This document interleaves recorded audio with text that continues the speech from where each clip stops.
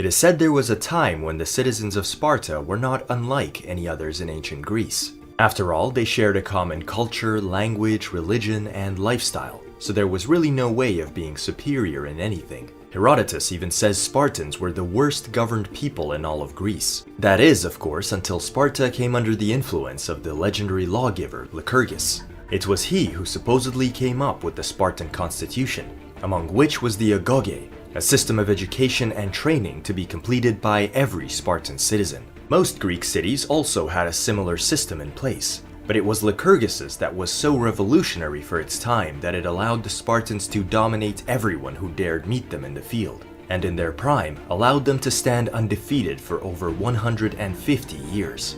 In this video, we will reveal the fascinating methods behind Lycurgus's innovative training system. Before we begin though, I'd like to introduce the sponsor of this video, Wondrium.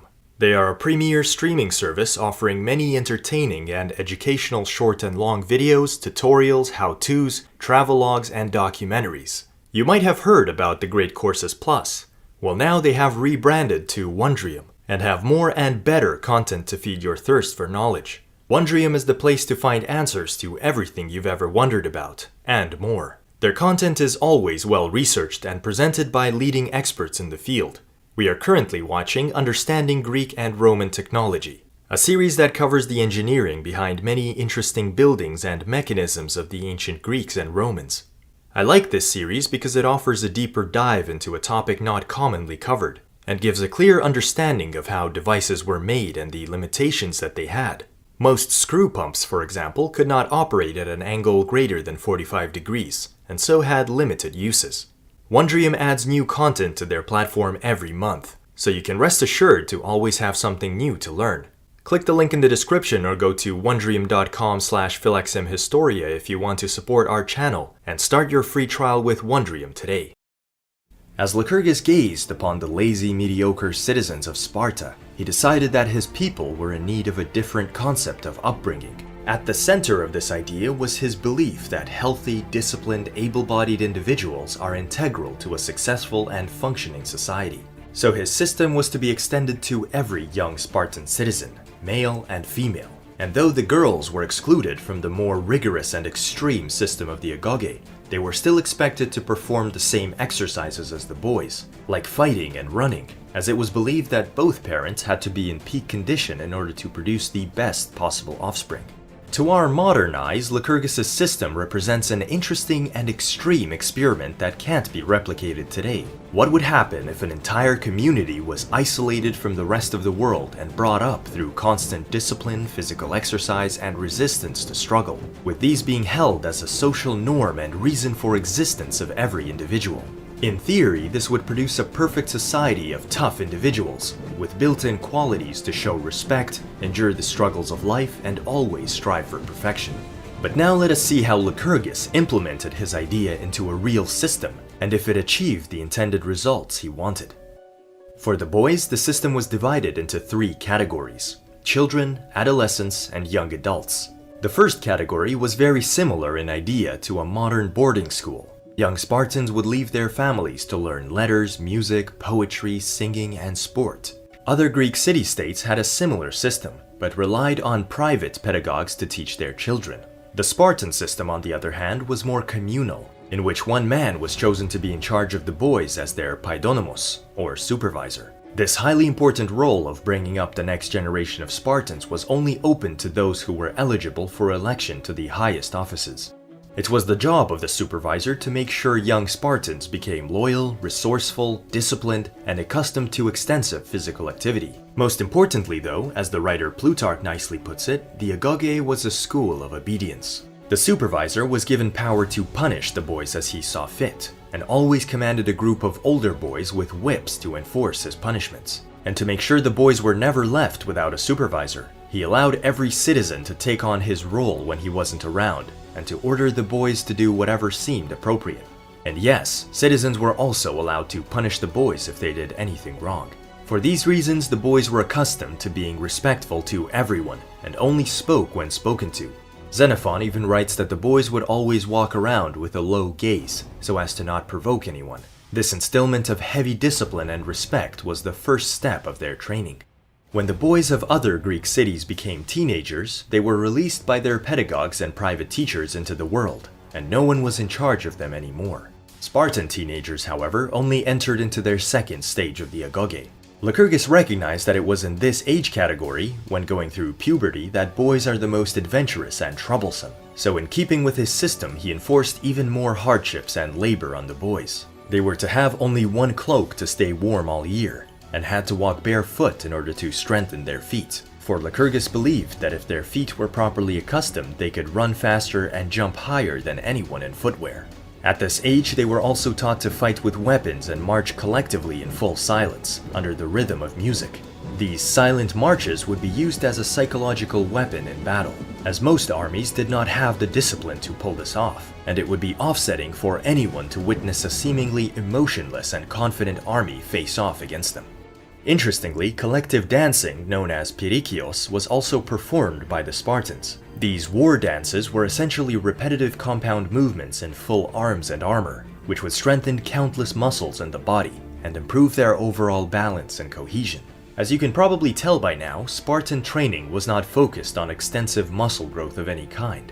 Instead, it was aimed at improving speed, agility, and muscle memory. So we could expect the average Spartan body to not be overly muscular, but instead nimble and lean, carrying just enough weight and muscle for optimal physical performance.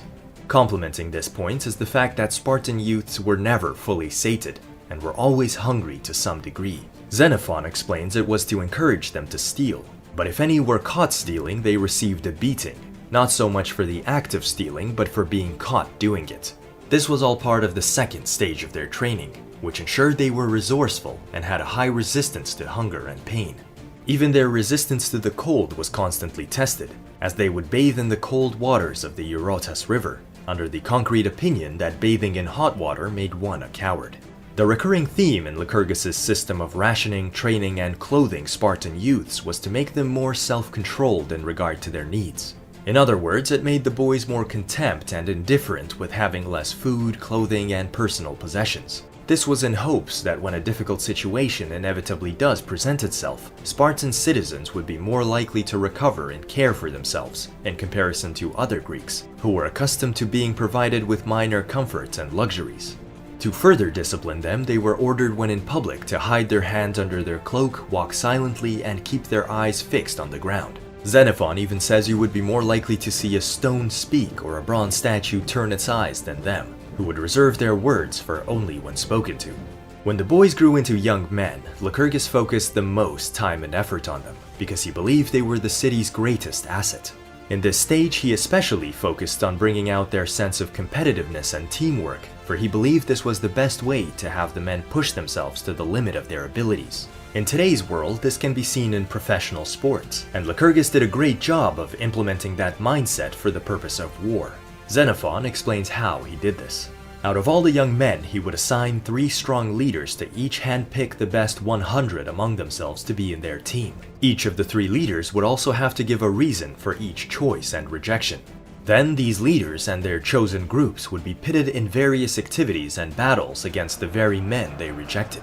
This resulted in a lot of competition, as each selected man wanted to prove that he belonged there, and each rejected one wanted to prove he was underestimated. We are told the contests that ensued were always fierce, with each man pushing himself for the victory of his group.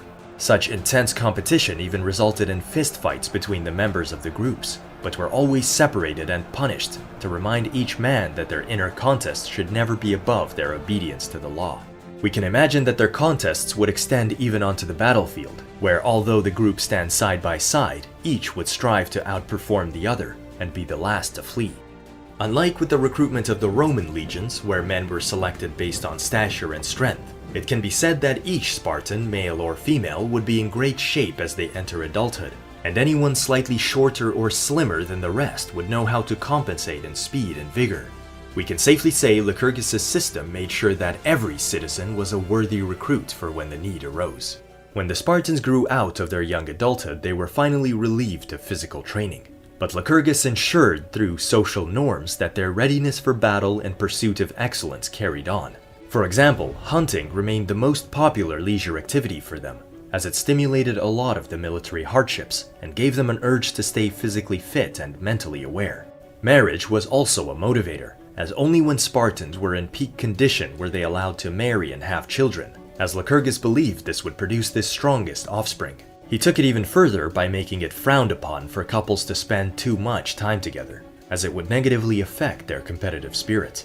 The last social norm, and by far the most brutal, was put in place to discourage cowardice. Anyone who fled a battle was subject to live in constant disgrace in all aspects of life. In any social gathering, they would have to give up their seats to younger men. In the streets, they would have to give way to everyone, and even in their own families, they would have to raise the women, and were not allowed to marry and have a family of their own. On top of all this, they would have to pay a fee for being a coward for as long as they live, and could be beaten if they ever tried to act as though they were innocent in public. Cowards had to endure the most dishonorable lives, which motivated many to rather die in battle than take their place. Do you think Lycurgus' system achieved his goal of molding perfect citizen soldiers, or were his methods a bit excessive and brutal? Let us know in the comments below. And if you think the Spartans were tough, check out the impressive training of the Roman legionaries, who would eventually conquer even the Spartans. And let us know which ancient training program produced the toughest of warriors. Also, consider joining our Patreons to become a part of our team that makes these videos possible, and get your name forever engraved in our videos. I hope to see you all in the next one.